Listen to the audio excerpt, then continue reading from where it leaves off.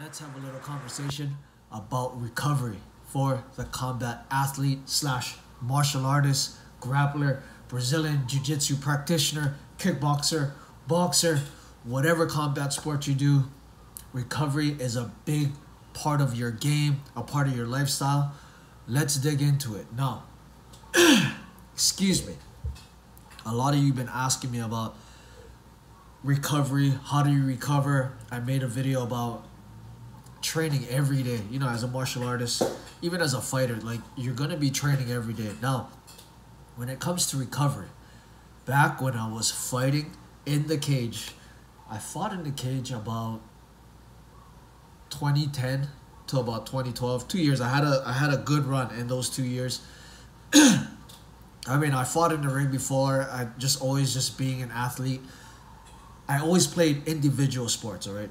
I wasn't a team sport kind of player. I raced BMX, ran track, fought. That's all I did my whole life, those three sports. Ride bikes and fought. And ran track. The running track was to help with the fighting. But when it comes down to recovery, when you get to the higher levels, as an amateur mixed martial artist, I fought for a belt. When you get to these high levels, and when you look at all these high-level combat athletes, you got to understand that these guys are never really 100%. With all the training that you got to do, you got to think there's some guys out there who are running 8 to 10 miles, 5 days a week. They're training 4 to 5 hours in the gym. When it comes down to science, a lot of these PhD guys say that's way too much, but you got to understand that, like I said, conditioning is the ability to perform under any circumstances.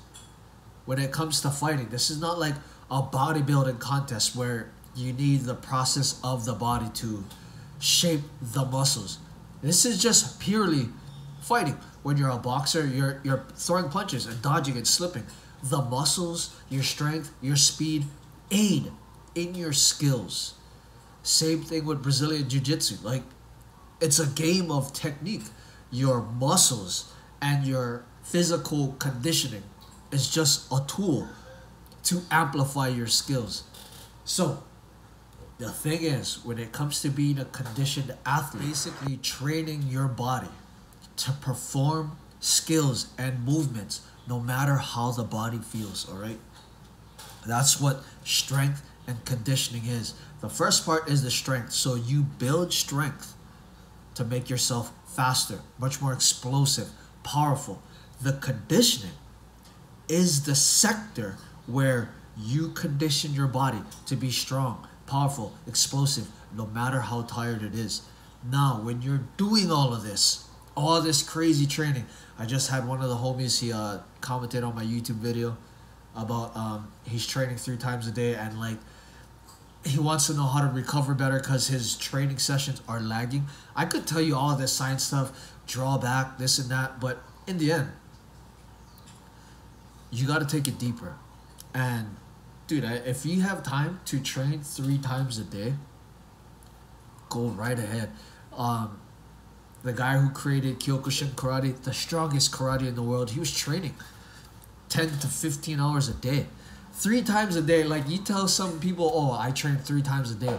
They'll look at you like, dude, you're an amateur. Like, you haven't even fought in the ring. Like, you're just wasting your time. You're hurting yourself. Don't listen to them. Dude, you got goals. You got desires. You got this ambition in your heart. I would rather you run yourself to the dirt and go to sleep knowing that you did all that you can to pursue your goal than to go to sleep or lay in your bed with your eyes open thinking, damn, I could have done more. I could have done more. Just regretting. Dude, you don't got no time for regretting, dude. If you have a desire to be something great and it forces you to push the limits of normal thinking, that's what martial artists do. That's what fighters do. We push the boundaries of what the body is capable of. Physically, emotionally, spiritually, all right? Now, when it comes to recovery, like I said, when you're at a very high level, dude, you're never going to be fully recovered. Now, what I've come to find out through my life experience is this. When I would go out for a training camp for a mixed martial arts fight, it would be about 8 weeks. Now the first 4 weeks was just a grinder, on top of having 2 to 3 hour training sessions where we're just working on drilling our grappling with boxing, grappling with kickboxing, just trying to get everything together skill wise.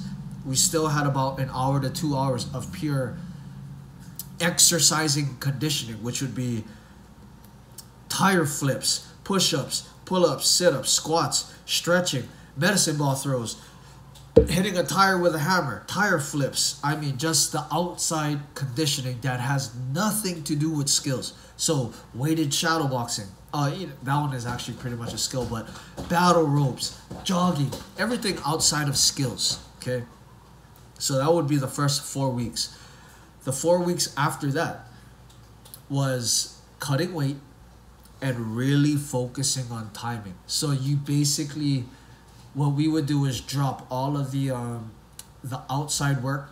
So really, maybe just once a week, really light, fast like bench press or hammer swings. The more I got in tune with my body and understanding how I fought, when, you know, it takes a while for your coach and your fight team to catch on to how you get prepared for a fight. Once I got more deeper into the game, I had more fights behind me on my list. Dude, for the last 4 weeks, I cut everything out and we would just focus on cutting the weight and my timing. So basically just drawing back on the diet and really focusing on drilling my skills. Lots of takedown drills, lots of against the cage drills, lots of hitting mitts, just skill. Maybe twice a week we do some really sprints, basically, and jumping rope. That's it, but skill. Now, when you have a format like that, 8 weeks, the first 4 weeks is really building up your strength, doing a lot of external muscle work. It's very taxing on the body. Yes, I wasn't cutting weight, but you still got to maintain a diet to kind of maintain a weight, so that way when you cut weight, you're not killing it too hard. So a lot of external muscle work, a lot of just push-ups, like I said, push-ups, tire flipping. When you cut that out, okay, the body is just like, it's going to be able to recover better because you're not grinding it out so hard. On top of really now slimming down, cutting the weight, you're going to be, I became much faster, much more sharper once I cut out all the external strenuous work on my muscles. My muscles had time to kind of like really rest. I wasn't really grinding it out. And in that last 4 weeks, recovery wise, dude, you know, we amplified the drilling. So like just 3 hours of just takedown defenses, hitting mitts, all this other stuff. The timing, the speed, everything really shines. But because I'm cutting weight and still doing 3 hours of work, dude, the body still isn't fully recovered. So it's one of those things where you just got to work through it. And there were my first fight camp, dude, I was extremely hurt. I got to the fight and I was like, I really pushed it hard.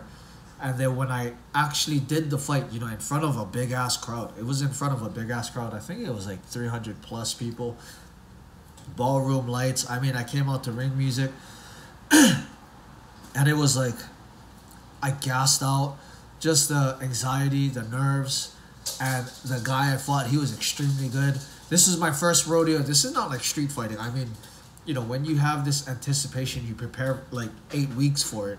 And then, you know, you have the weigh-ins, the day before weigh-ins, the doctor check-ins. Dude, it's a whole different realm. And the capacity in which this guy was putting it on me, I'm glad that I conditioned myself to withstand pain and still be able to perform. So you're never going to be fully 100%. You're just going to be able to be sharper, faster, move your head. No matter how your muscles feel. My son back there, he just woke up. But, so when it comes to recovery, things that I do. dude, you eat a better diet. And this is one of my secrets. Well, it's not really a secret. For the past, like, since I was fighting, ice baths and cold showers. Dude, for like 10, 11 years, I've been taking cold showers. Straight. When I'm sick, I still take a cold shower. I just had COVID. Maybe like a year ago, I had COVID. No, the beginning of this year, I had COVID. Still took cold showers. When I go stay at hotels, I love to take cold showers in hotels. I like to test the temperature, see if I can handle it. Some of these hotels, their cold showers are extremely cold. So even when I go to hotels, and you know, on the real, maybe like once every 3 months, I'll have a hot shower, but it doesn't really. I'll take a hot shower and I'll always end up with a cold shower. I'll end it on a cold note. That really helps. Some guy said, dude, in the morning I'll take a cold shower and before I sleep. Some guy on TikTok, my son again. Some guy on TikTok was like, if you take a cold shower before you sleep, it's going to screw with your endorphins. You won't be able to rest properly. But I mean, it don't look like it's hurting me. You know, this is what worked for me. Just when the cold shower hits me, it really like shocks my body, and it really helps along with a good diet. It really helps to flush my body with blood and send good nutrition throughout my whole body. And then when I go to sleep, it's like, dude, I wake up looking like this. Cold showers for like the past 10 years. Whether I was overweight, fat, I mean, I still did it. So cold showers, just eating better foods. I cut out everything, dude. I don't take nothing. I don't take anything. Like, I don't take any pills. I don't take any protein shakes. I definitely don't drink energy drinks. There was a time I was kind of buff, but I was a little fluffy. I was buff, dude. My arms are like 18 inches. You know how big this is like 13. This is like Bruce Lee size arms, but I was looking for mass, and you know, at one time in your life, you gotta be buff just to see how it is. Dude, I would just eat anything. Mac and cheese, Taco Bell, Monster energy drinks, and like the recovery. You gotta take these kind of things because, you know, when you're eating like Taco Bell, you're eating shit. Dude, you're not getting the proper nutrition. Now that I'm on a like pure carnivore, just meat and fruits, I don't need anything else. Everything else, I just shed it out. So, just a better nutrition and more training. I made the video of active recovery. You got to understand, once you have all this good nutrition in you, a lot of meat, even if you're a vegan, if you have a lot of these proteins from avocados, all these plants, the more you move, the more your blood gets circulated. When you eat food, your stomach breaks down the food, blah, blah, blah, blah, and then it takes whatever it can from the food, the chemicals, and it shoots it into your bloodstream. So if you're getting a pump or you're running and like you're starting to breathe hard, when you breathe hard, your heart's pumping. Your heart is pumping more blood throughout your body because of the physical activity. Now that you got all of this good food in your bloodstream, wouldn't it make sense to have the blood flowing constantly throughout your body?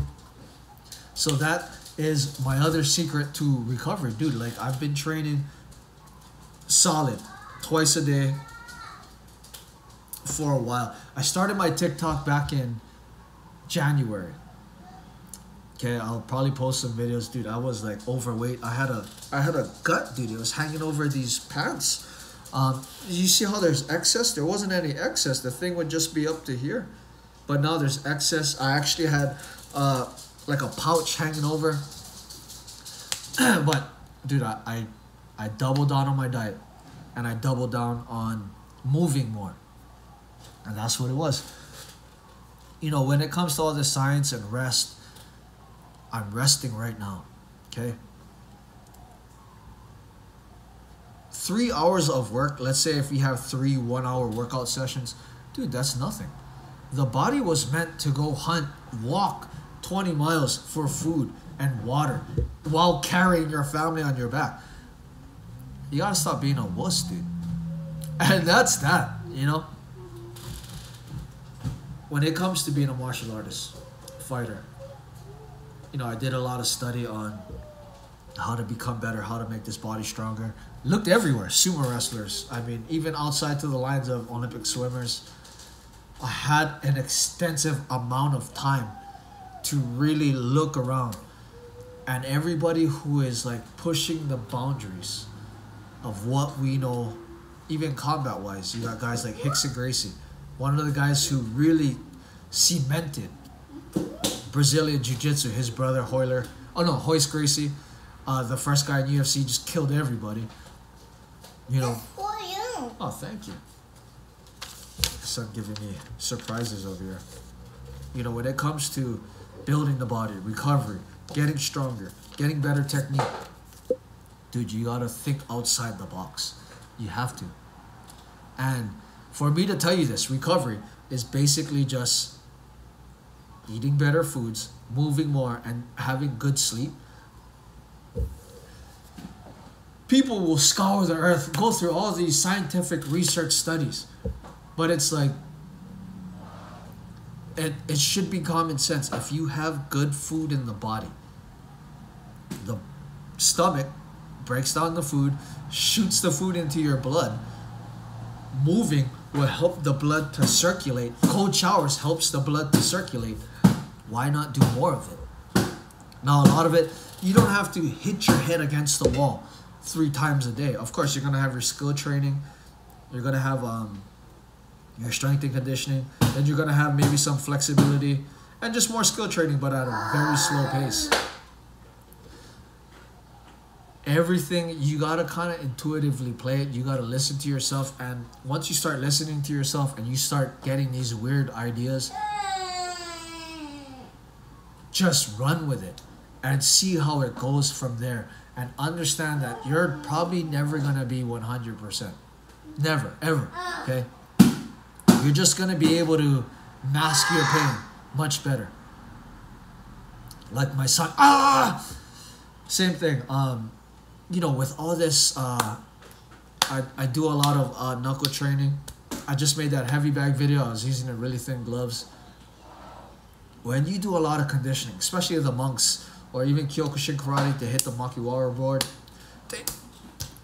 lots of hitting the abs, all this conditioning work, what it does is, it changes your relationship with pain.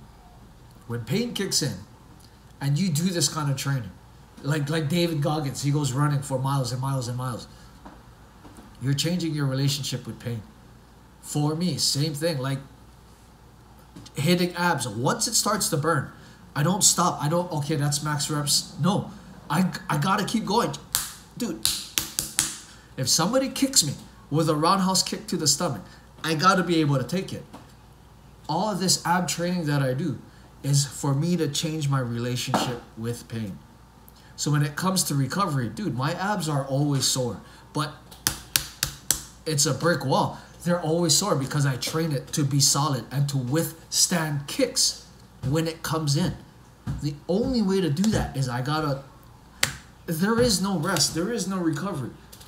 When you get to these higher platforms where you're fighting for money, of course, like 1 to 2 days, depending on how hard you're training, 1 to 2 days of doing nothing is all you need. Okay, the more work and the harder you push yourself, the more just a little 5-hour rest. You take a nap for 5 hours, dude, you'll wake up like, oh, wow. And for a lot of times, it's just, you're not pushing it hard enough. And 2 is that you're not understanding your relationship with pain. No matter how I feel, like I said, I got kids. I think on a different level. Because I got kids, dude, like I said, I'm 5'7", 150 pounds. Shredded, whatever. But if like a bigger guy comes, threatens me and my family, no matter how I'm feeling, dude, I could have had a crazy training session. I could have ran 15 miles that day. My legs could be burning. When it's time to go, I gotta go. I got to. And that's what conditioning is, no matter how I feel.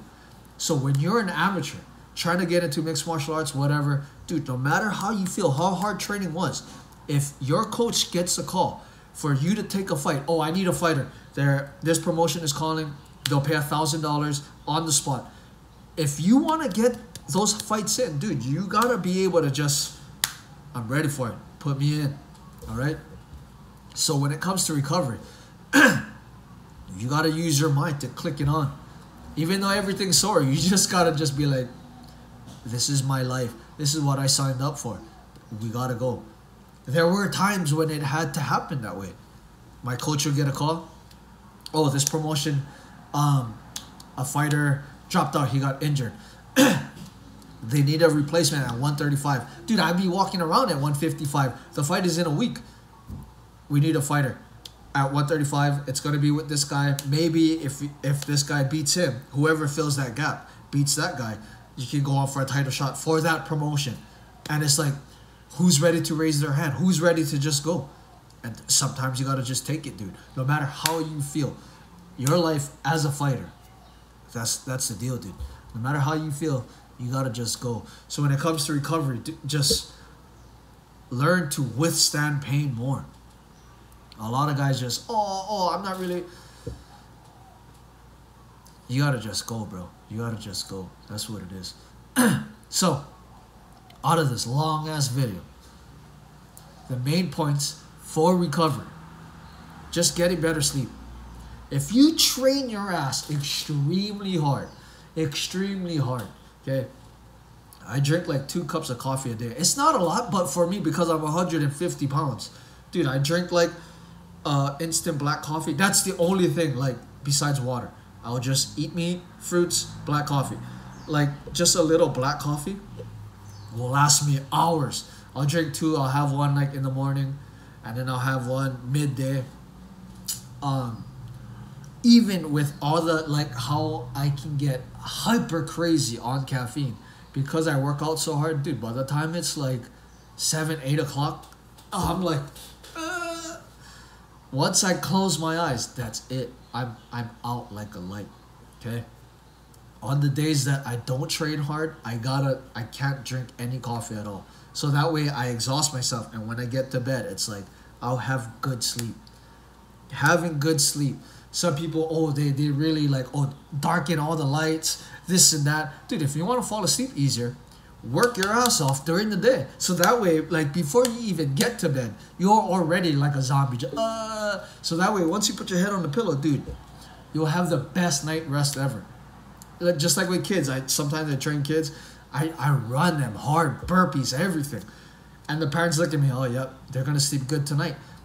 You want good sleep? You want to recover better? Dude, you got to, like, run yourself to the ground. After that, I would say cold showers. You can go hot, cold. Doesn't matter, dude. Okay? But just my combination is just that I eat more food. I cut everything out. And I just get all of my building blocks from food. I eat a carnivore diet. Steak, ground beef,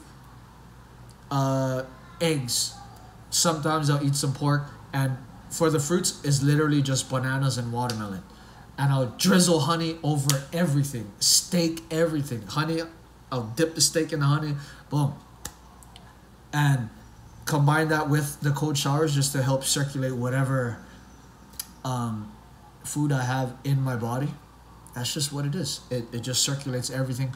But the main point, besides all this cold shower, stretching, meditating, dude, it's your mind. You know, if you want to get those fights under your belt, dude, when you get the call, no matter how you feel, you got to cut the weight in an instant and you got to go. You got to go. Train your mind. You know, when you're a martial artist, especially if you want to call yourself a martial artist. Dude, a martial artist, he doesn't compete for money. He doesn't do all these rules. Dude, I call myself a martial artist. Like, a lot of times martial arts is for, like, self-defense, okay? When do I have to defend myself? Dude, if I go into a cage and, like, there's a ref, that's not martial arts. That's a sporting event. There's rules. This for you. Thank you, son. As a martial artist, dude, it's go time anytime. I could be in bed sleeping and you could come into my room. It's on. And doesn't matter how I feel. I could have done 10,000 push-ups. My chest could have been extremely sore. dude, it's on, okay? So when it comes to recovery, it's more of a matter of clicking your mind on. So you got to train your body to the point where no matter how sore you are, you can click your mind on, and it's like, we got to go. You got to teach yourself ways, okay, if this arm is sore because some dude just kept yanking on it from arm bars, what do I do now? You got to learn how to protect, keep that arm in. Same thing. Dude, just push your body and just learn different ways to kind of shield yourself from attack and be able to attack and subdue. And that's what it is for martial artists. Hope this kind of gave you some clarity on recovery. Dude, just push your ass. Push it hard. When you get into actual professional fighting, 1 to 2 days on top of just having a better diet with some cold shower therapy, if you want to get a massage, just 2 full days of rest will be good enough. Believe me, especially at these higher levels, you gotta be able to like perform against pressure. And you gotta be able to perform when you're not 100%, dude. That's what separates this level and that level. Just the ability to perform when shit hits the fan, man. And that's what it is. Until next time, always remember, train hard and be kind. Let's go.